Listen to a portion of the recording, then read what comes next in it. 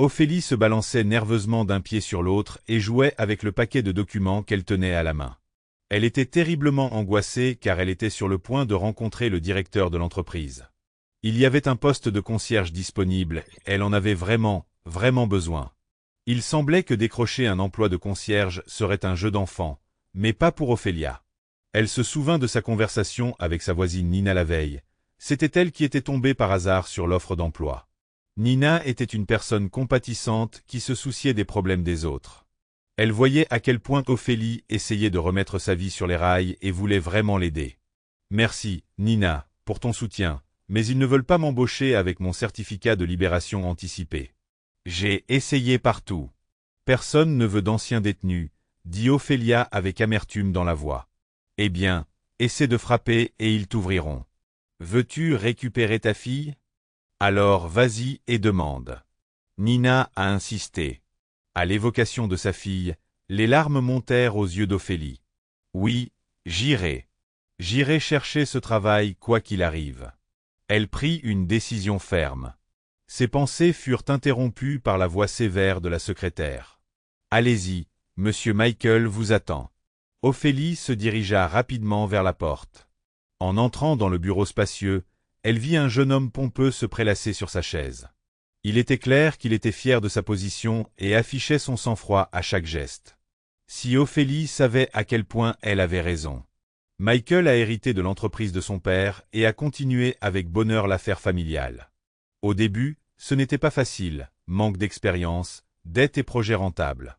Mais petit à petit, les choses ont commencé à s'améliorer et il a maintenant un bureau dans le centre-ville, des profits en constante augmentation, une autorité et des positions de premier plan dans les classements. Monsieur Michael rayonnait de fierté face à ses grands succès et se sentait comme le seigneur du monde. Cependant, il avait un défaut, il détestait dépenser de l'argent pour les autres. Il avait bien compris que la principale raison de son succès résidait dans le choix judicieux du personnel, c'est-à-dire dans la rémunération décente des spécialistes. Et il les payait à contre-cœur. Mais quand il s'agissait de l'entretien, il économisait et ne donnait que quelques centimes. Chaque petit geste compte, se rappelait-il bien cette phrase de son enfance. Même si c'est juste assez pour le rouge à lèvres de sa femme, c'est toujours bon. Et les femmes de ménage de Michael ont changé comme des gants. Il y avait beaucoup de travail, mais le salaire était maigre. Ah, en voilà encore un, pensa Michael en regardant la femme mal habillée. Bonjour, Monsieur Michael. Il y a un poste de femme de ménage disponible dans votre entreprise, et j'en ai vraiment besoin. S'il vous plaît, laissez-moi travailler pour vous. Ophélie sursauta aussitôt. Oui, tu peux entrer, t'asseoir. Pourquoi restes-tu devant la porte? Comment t'appelles-tu? Demande à Michael. Ophélie. Madame Ophélie. Monsieur Michel. Tu as des documents avec toi?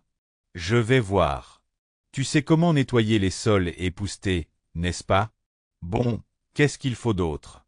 En général, j'ai besoin que tout soit propre, demanda le directeur en feuilletant négligemment les papiers. Oui, oui. Bien sûr, je sais comment faire. Salut. Ophélie n'a pas pu finir sa phrase. Elle vit le regard étonné de l'homme. Qu'est-ce que c'est que ça? Demanda Michael en agitant un formulaire de décharge devant elle. Je me suis retrouvé là par hasard. J'ai été piégé. Mais quelle différence cela fait-il pour le travail? Je ferai parfaitement mon travail. Faites-moi confiance. Ophélie répondit fermement. En réalité, tout tremblait en elle. Je tremblais. Son cœur se serrait. Elle comprenait que c'était son dernier espoir qui s'envolait. Mais non, je me battrai jusqu'au bout. Je vais réussir. Tu es fou. Comment oses-tu venir ici avec ça? Tu vas déshonorer ma société. Des rumeurs vont se répandre selon lesquelles nous avons embauché un condamné. Monsieur Michael éleva la voix et lui fit signe de la tête. S'il vous plaît, ne refusez pas. Je t'en prie. J'ai besoin de ce travail comme j'ai besoin d'air. C'est une question de vie ou de mort, plaida Ophélie en rassemblant toute sa volonté. Oh mon Dieu! Elle a vraiment fait un spectacle, pensa Michael. Où a-t-elle appris à agir comme ça? Elle a dû être en prison ou quelque chose comme ça. Il ne savait pas ce qui lui avait pris, mais il était de très bonne humeur aujourd'hui. Peut-être parce qu'ils avaient touché un gros salaire la veille. Ou peut-être parce qu'ils partaient en vacances sur la côte étrangère. Ah, il se sentait bien aujourd'hui. Il avait décidé d'embaucher cette prisonnière, elle ne survivrait pas plus de quelques mois de toute façon, tout comme les précédentes. Bon, assez de théâtralité ici. Je t'embauche, mais je te préviens, si tu ne travailles pas bien ou, Dieu nous en préserve, si tu voles quelqu'un, je te renverrai personnellement en prison. Tu comprends? Va te faire juger, dit-il comme s'il lui rendait service. Mais Ophélie était si heureuse que les paroles dures du directeur ne la gênèrent pas du tout. Elle s'est rendue avec joie au service des ressources humaines. Malheureusement, sa joie a été de courte durée. Non, elle faisait du bon travail, le bureau brillait comme le soleil, voire plus fort. Il était impossible de ne pas le remarquer. Mais le personnel la maltraitait, tout le monde était irrité qu'elle soit une ancienne détenue. Il la regardait avec dégoût, mépris et le déclarait ouvertement. Comment la directrice a-t-elle pu embaucher une prisonnière pour une entreprise aussi prestigieuse? Elle va nous voler à tous. Quel genre de tenue portait-elle en prison? Et Ophélie devait endurer chaque jour tant de pinailleries, de moqueries, de ridicules et d'humiliations pures et simples. Elle a enduré tout cela, a ravalé ses larmes et s'est tue. Ophélie détestait particulièrement M. Robin, le directeur adjoint. Il se considérait comme un roi et un dieu réunis en une seule personne. Il faut reconnaître qu'il a contribué à porter l'entreprise à un niveau élevé. Robin est intelligent, énergique, plein d'idées, mais l'ambition, la cupidité et une estime de soi exceptionnelle ont pris le dessus sur lui. Il ne supportait pas la concurrence et aimait attirer l'attention sur lui-même sous toutes ses formes et contrôlait tout le monde avec ses vérités. Et surtout, il rêvait simplement de prendre la présidence du PDG. Oui, je devrais être dans cette situation. Moi, pas ce crétin stupide. Nous faisons tout pour lui, et il se contente de ramasser l'argent. Robin se creusait constamment la tête pour trouver le moyen d'atteindre son objectif. Créer sa propre entreprise? Non, ça ne marche pas. Il touche un bon salaire, mais pour tout démarrer à partir de zéro, il lui faut beaucoup d'argent. Il ne reste plus qu'à saper le réalisateur. C'est ce que Robin allait faire, seulement quand le moment viendrait. Et pour l'instant, il est un serviteur fidèle de M. Michael avec une attention paternelle pour le travail et l'équipe. Michael, pourquoi as-tu embauché Ophélia? Le personnel est inquiet. Les gens ne changent pas, tu ne comprends pas ça? J'ai regardé son passé, elle a été arrêtée pour détournement de fonds et dans une entreprise similaire. Comment as-tu pu l'embaucher? Tu aurais au moins dû demander d'abord pour quelle raison elle s'est retrouvée en prison. Robin insista. Robin, pourquoi t'accroches-tu comme une sangsue? Regarde comme le bureau est propre maintenant. Aucune femme de ménage n'a jamais fait un aussi bon travail avant elle. Elle travaille comme si c'était un palais royal pour les quelques centimes qu'elle gagne. Et puis, elle a dit qu'il l'avait piégée. C'est peut-être vrai, a répondu Michael. Les attaques persistantes de Robin l'énervaient vraiment. C'est le problème, c'est peut-être vrai. Elle n'était pas venue ici pour quelque chose de bon. Oh, pour rien du tout. Robin grommela auprès du directeur. Robin, arrête. Allons fêter notre grande victoire d'hier. Faut-il être triste? Nous avons des contrats de plusieurs millions de dollars qui arrivent, même avec des partenaires étrangers. Nous passons à un autre niveau, mon ami. Nous vivrons bientôt comme des rois. Et tout ce dont tu peux parler, c'est d'une femme de ménage. Allez, sors-toi ça de la tête. Mais Robin ne pouvait pas laisser tomber. Son intuition lui disait qu'il fallait se débarrasser de cette pauvre femme. Je vais la faire partir d'elle-même, décida-t-il et il fit tout ce qui était en son pouvoir pour créer des conditions insupportables au séjour d'Ophélie dans l'entreprise. Pourquoi t'es-tu faufilé dans notre bureau? Tu nous fais honte. Tu n'appartiens pas à la bonne société. N'ose pas toucher mon bureau et mes affaires avec tes doigts sales. Pars. Robin persista. Il ne pouvait penser à d'autres insultes à lancer à Ophélie, mais il ne comprenait pas que tout cela était vain. Après la trahison de ses proches et son séjour en prison, l'âme d'Ophélie s'était endurcie et semblait s'être transformée en armure. Personne ne pouvait percer cette armure, surtout pas Robin. Je fais juste mon travail de soldat, se dit Ophélie. Une seule chose toucha son cœur.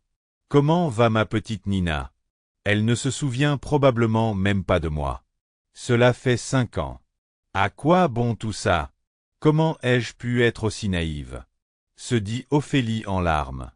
Ainsi, un mois s'est écoulé, avec beaucoup de travail et de lourdes pensées sur le passé. Une nouvelle journée de travail a commencé, mais elle était inhabituelle. Le bureau bourdonnait comme une usine dès le petit matin. Tous les employés couraient comme des fous et se préparaient à l'arrivée d'une délégation étrangère.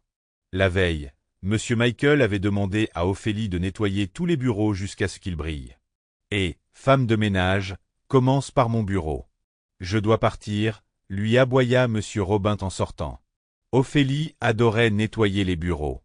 Des livres, des dossiers, soigneusement rangés sur les étagères, tout lui était si familier. Et quand elle vit les documents soigneusement pliés sur les bureaux, elle ressentit le besoin de s'asseoir devant l'ordinateur et de plonger dans une mer de chiffres. De s'immerger dans le monde des chiffres, des tableaux et des calculs. Ici, elle avait préparé des centaines de contrats et cliqué sur les calculs comme une folle. Mais tout cela appartenait à sa vie passée et à celle d'aujourd'hui. Ophélie poussa un profond soupir. Ça y est, le ménage est fait. Soudain, son regard tomba involontairement sur le dossier gris qui dépassait de la pile de documents bien rangés sur le bureau. Une feuille de papier dépassait négligemment du dossier vers elle. La femme savait qu'elle ne devait pas fourrer son nez dans les affaires des autres, mais ne put résister à sa curiosité. C'était un calcul financier astucieux avec beaucoup de chiffres. En parcourant rapidement le document, Ophélie sentit que quelque chose clochait. Elle n'avait pas l'habitude de se fier à son intuition. Saisissant une calculatrice, son esprit vif lui confirma enfin que ce document était une manipulation évidente. Son anxiété augmenta lorsqu'elle remarqua la date du jour au verso. Et aujourd'hui, il s'agissait d'une négociation commerciale importante et d'un accord majeur. Ophélie se rappela immédiatement avoir été victime d'une arnaque presque identique. Elle ne doutait pas qu'elle devait immédiatement en informer M. Michael. Jamais, à personne, en aucune circonstance, Ophélie ne souhaiterait subir le même sort qui lui était arrivé.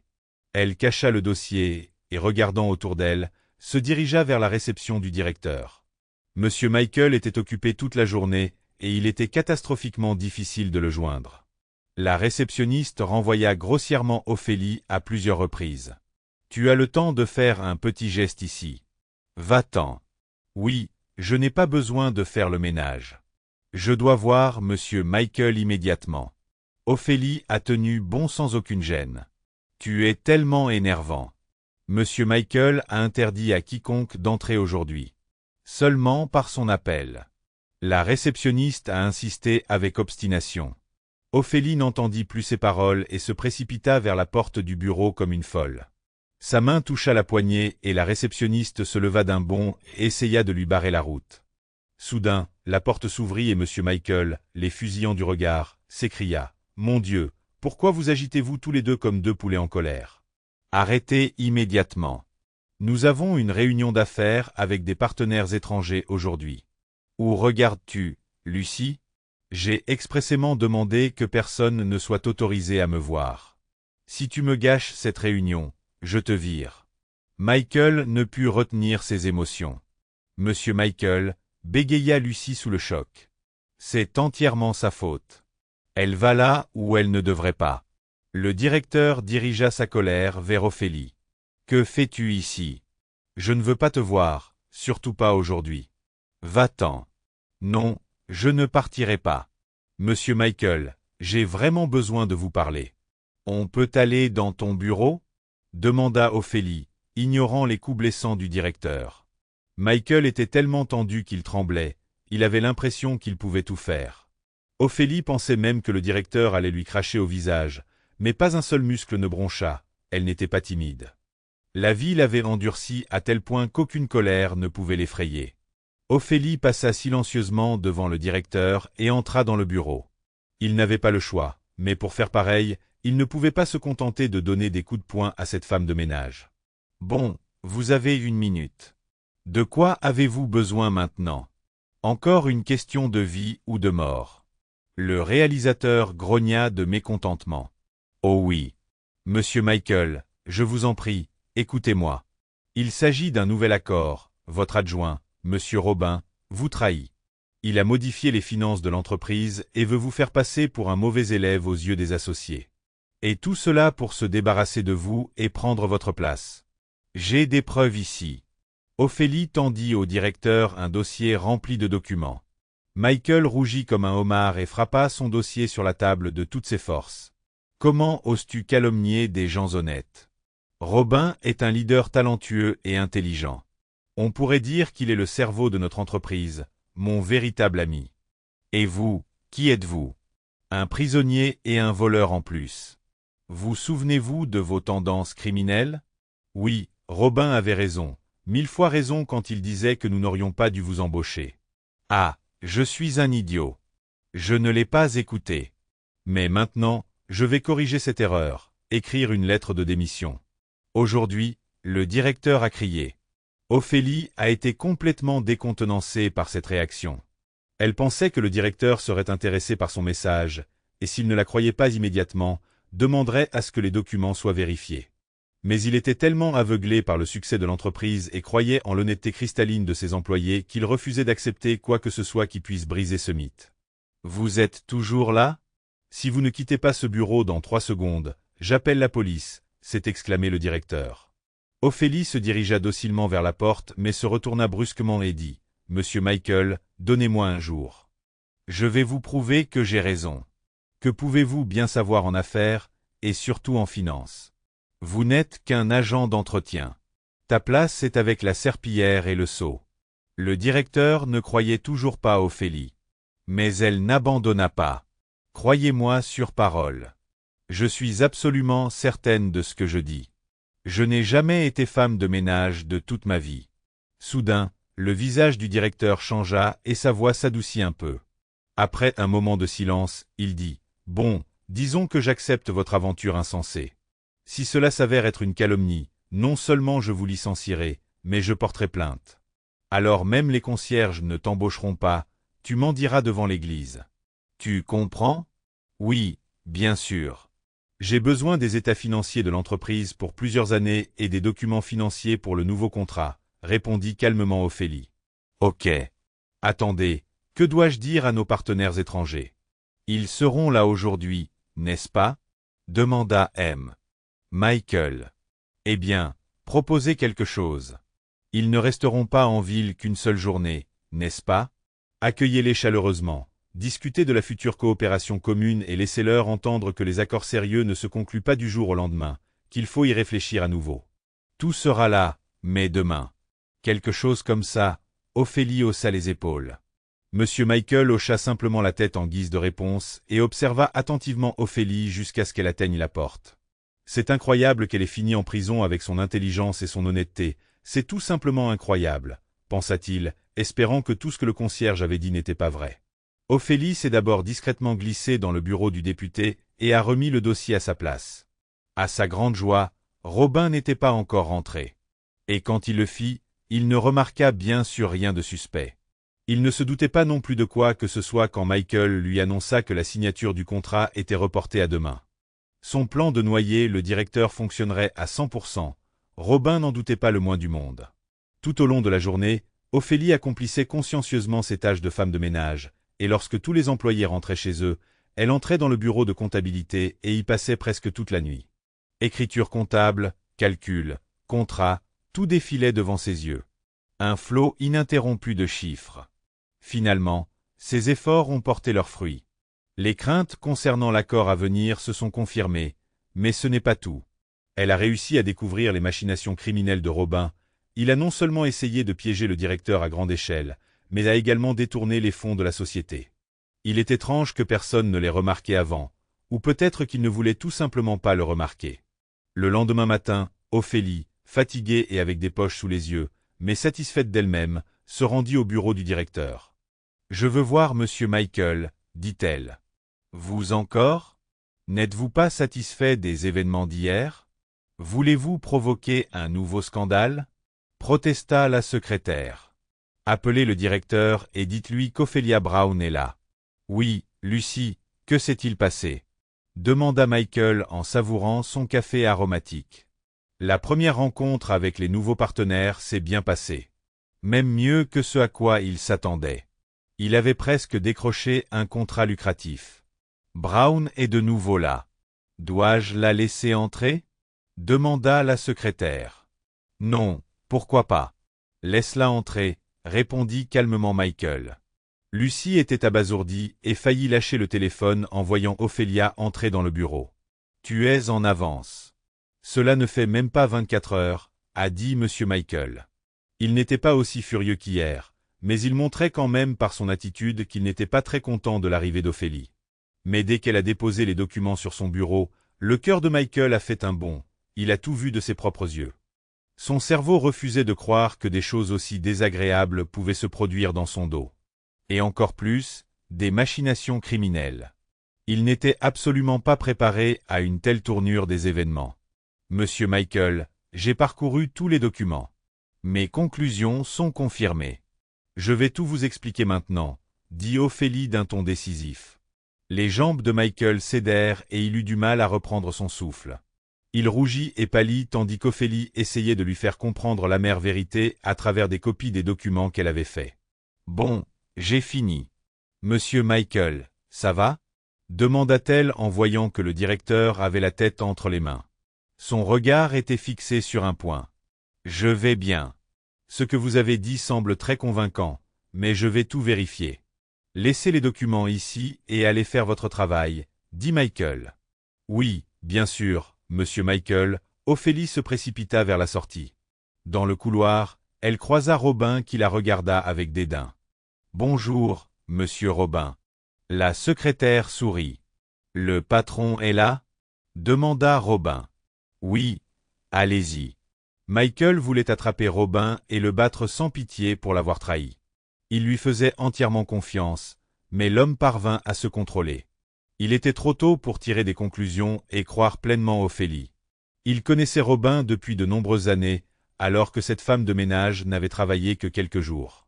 Michael trouva la force de sourire et de serrer la main de Robin, puis ils parlèrent tranquillement de leurs affaires. Ophélie avait du mal à passer les journées, car les nuits blanches lui faisaient du mal.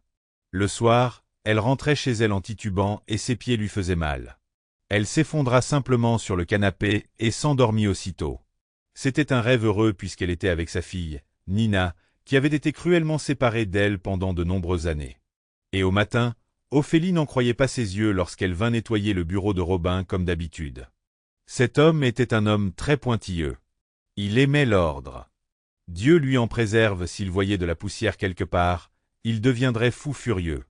Mais que se passerait-il si, au lieu d'un bureau bien équipé, Ophélie tombait sur un véritable dépotoir? Des lambeaux de documents déchirés étaient éparpillés partout, des piles de dossiers et de livres étaient éparpillés. Oh mon Dieu! Un tas de mégots de cigarettes sur la table. Robin n'a jamais autorisé de fumer sur le lieu de travail. En une seconde, Ophélie tremblait de tout son corps à cause des cris venant de derrière la porte, comme le rugissement d'un lion en colère.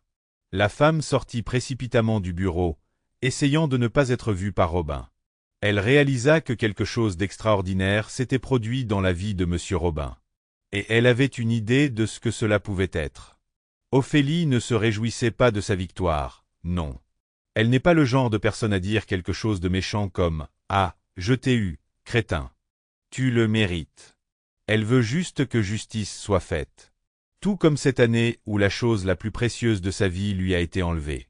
Ses pensées furent interrompues par le cri d'une des femmes qui travaillait dans le bureau. « Et toi, va voir le directeur. Tu as frappé ?» Tout le monde murmura. Personne n'aurait pu deviner pourquoi le directeur avait appelé Ophélie. « Bonjour Ophélie. Entrez, s'il vous plaît, dit gentiment monsieur Michael. » Ophélie était abasourdie. Le réalisateur ne l'avait jamais appelée par son nom. Oui, et personne ne l'avait entendu.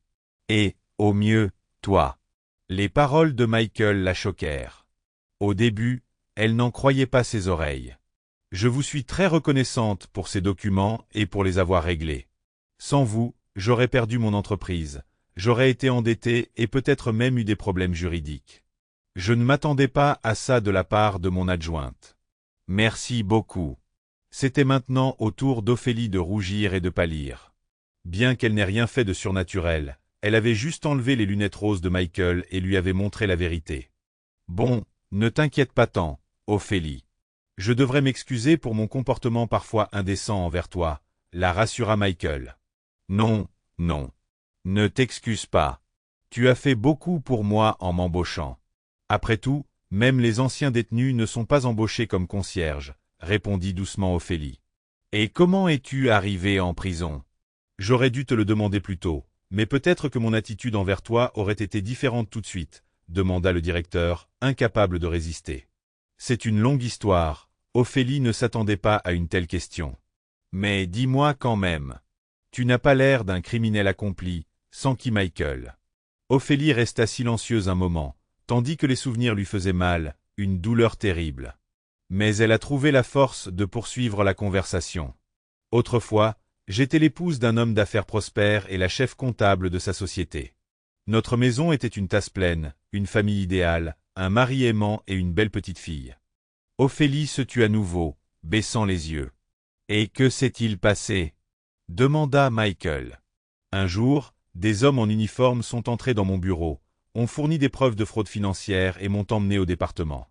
J'ai appris l'existence de cette affaire par l'intermédiaire d'un avocat engagé par mon mari. J'ai été profondément choqué qu'il ne soit pas intéressé par ma libération. Après tout, c'était notre affaire commune. Je m'occupais des finances et mon mari était d'accord avec ça.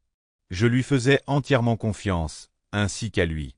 Ophélie était submergée par les souvenirs et devait faire un grand effort pour ne pas fondre en larmes. Mais elle réussit à contrôler ses émotions et continua. Mon mari a tout simplement volé notre argent en douce et a ensuite décidé de se débarrasser de moi avec son amant, qui se trouve être mon ami. Et ils l'ont fait à la perfection. Triste. Et tu étais un professionnel dans ton domaine, comment n'as-tu pas remarqué la tromperie? Comment cela a-t-il pu se produire? S'exclama Michael. Il se sentait sincèrement désolé pour Ophélie. Je me suis simplement aveuglé avec le bonheur de ma famille. J'aimais mon mari et j'ai signé de nombreux documents qu'il m'a donnés, en disant toujours que c'était nécessaire pour l'entreprise. Et le pire, c'est que pendant que j'étais en prison, ils m'ont retiré mes droits parentaux. C'est pourquoi j'ai besoin d'un travail et d'une bonne référence pour pouvoir au moins voir ma fille de temps en temps. Des larmes coulaient sur le visage d'Ophélie lorsqu'elle se souvenait de sa fille. Michael sympathisait sincèrement avec elle. Sentant qu'Ophélie était très bouleversée, il lui dit qu'il lui faudrait peut-être une tasse de café pour se calmer. « J'ai aussi une proposition commerciale à vous faire. » Il avait décidé hier, dès que ce cauchemar s'était confirmé, d'engager Ophélie comme adjointe et de licencier Robin, qui s'était fait passer pour son ami et associé pendant tant d'années sans remords. « Madame Ophélie, je vous propose de prendre le poste de directrice adjointe. » Mais qu'en est-il? Ophélie hésitait, ne sachant que dire. « Étage-je Robin? J'ai viré cet imposteur et je vous offre son poste. Accepterez-vous? » demanda le directeur. Ophélie hésitait. Il était difficile de prendre une décision aussi importante tout de suite. Michael remarqua ses doutes. « Oui, ne t'inquiète pas, Ophélie. J'ai vu tes capacités et je peux te faire confiance pour ce poste. Dis oui, tu as besoin d'un bon travail et de référence. Demain, je te présenterai à l'équipe. » Toute la nuit, Ophélie s'est retournée dans tous les sens, un essaim de pensées chaotiques lui traversait l'esprit. Serait-elle capable de gérer cette situation? Comment réagiraient ses collègues? Ils la détestaient tous ici. Et son apparence? Elle devait se montrer à la hauteur de sa position élevée. Elle n'avait même pas d'argent pour s'acheter un costume et des chaussures décents. Heureusement, sa voisine Nina est venue à son secours. Elle lui a prêté des vêtements. Le lendemain matin, M. Michael a réuni toute la compagnie pour présenter le nouveau député. Tout le monde attendait avec impatience. Finalement, la porte de la salle de conférence s'ouvrit et tous les regards se tournèrent vers une femme élégante et séduisante. Elle traversa la pièce avec assurance et s'assit à côté du directeur. Pendant quelques secondes, il y eut un silence de mort.